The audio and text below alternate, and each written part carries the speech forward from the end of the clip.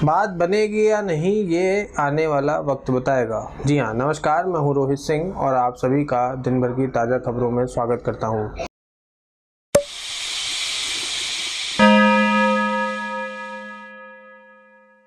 नए कृषि कानूनों के खिलाफ किसानों का विद्रोह थमने का नाम नहीं ले रहा है। किसानों के साथ गतिरोध समाप्त करने के लिए सरकार और किसान नेताओं के बीच विज्ञान भवन में बैठक जारी है। अभी जब हम ये वीडियो शूट कर रहे हैं उस वक्त बैठक चल रही है। बैठक में हिस्सा लेने के लिए किसानों के प्रतिनिधि पहुंच चुके हैं।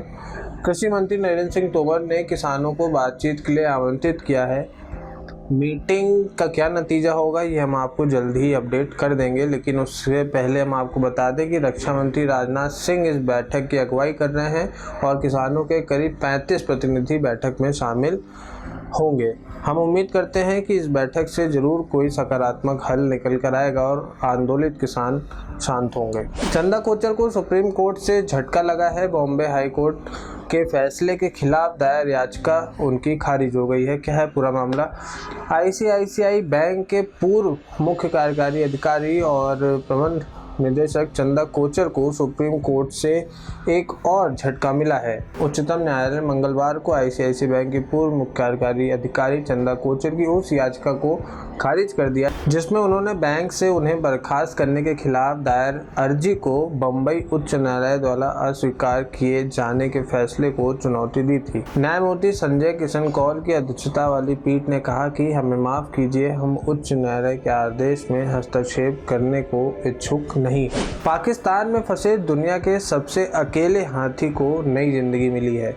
जी हाँ, एक हाथी जिसे दुनिया का सबसे अकेला हाथी कहा जा सकता है, उसे पाकिस्तान के एक जू की दयनीय स्थिति से बचाकर कंबोडिया लाया गया है।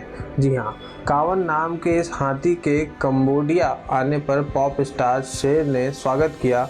उन्होंने ही इस हाथी को बचाने के लिए लड़ रही लीगल टीम का खर्च उठाया था। कावन ने 35 साल एक उजड़े और ख़राब स्थिति के जू में गुजार दिए और 2012 में उसके साथी की मौत हो गई और उसके बाद वो अकेला हो गया था।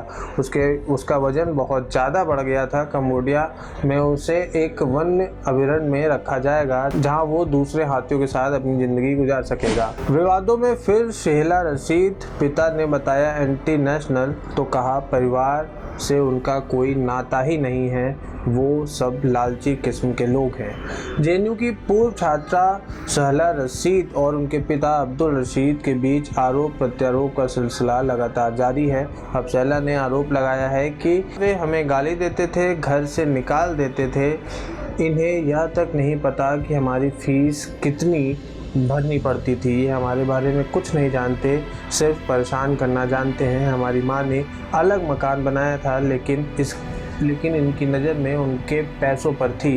ये लालची किस्म के इंसान हैं, इनको कहिए कि कोर्ट में जाएं। बता दें कि शेहला के पिता ने आरोप लगाया है कि उन्हें अवैध रूप से फंडिंग मिलती है और वह देश विदेशी कामों में संलिप्त हैं।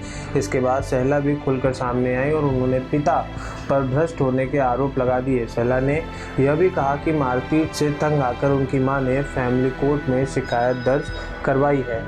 नाइजीरिया में नरसंहार की एक खौफनाक तस्वीर सामने आई है। खेतों में काम कर रहे 110 लोगों की हथियारबंद लोगों ने हत्या कर दी। नाइजीरिया में कम से कम 110 लोगों की सामूहिक हत्या का मामला सामने आया है, जिसमें अधिकतर किसान शामिल हैं। अल जजीरा की रिपोर्ट के मुताबिक संघर्ष प्रभावित बोर्नो राज्य की राजधानी माइडुगुरी के समीप जेरे स्थानीय सरकारी क्षेत्र में शनिवार को दोपहर कोशोबे गांव और अन्य ग्रामीण इलाकों में लोगों की सामूहिक हत्या की खबर सामने आई। प्रत्यक्षदर्शियों ने बताया कि मोटरसाइकिल पर सवार हथियारबंद लोगों ने अपने खेतों में फसल की कटाई कर रहे पुरुषों और महिलाओं पर बर्बर हमला किया। आशंका है कि इस दौरान कई महिलाओं का अपहरण भी किया गया है। अभी तक किसी भी समूह ने इस हमले की जिम्मेदारी नहीं ली है, लेकिन हाल के वर्षों में क्षेत्र में सशस्त्र समूह बोको हराम और इससे अलग होकर बने संगठन Islamic State in West African Province ने इस तरह के कई मामलों को अंजाम दिया है। राष्ट्रपति ने भी किसानों पर हुए इस हमले की निंदा की है। राष्ट्रपति मुहम्मदू बुहारी ने इस्लामी विद्रोह का केंद्र माने जाने वाले देश के उत्तर पूर्वी राज्य बोर्नो में बीते शनिवार को किसानों पर जिहादियों के सामूहिक हमले की कड़ी निंदा की और कार्रवाई करने की बात कही है। तो ये थी देश दुनिया की कुछ ऐसी खबरें जो आप तक पहुंचना जरूरी थी। और इन खबरों के लिए बने रहें TUPAL.com पर। धन्यवाद।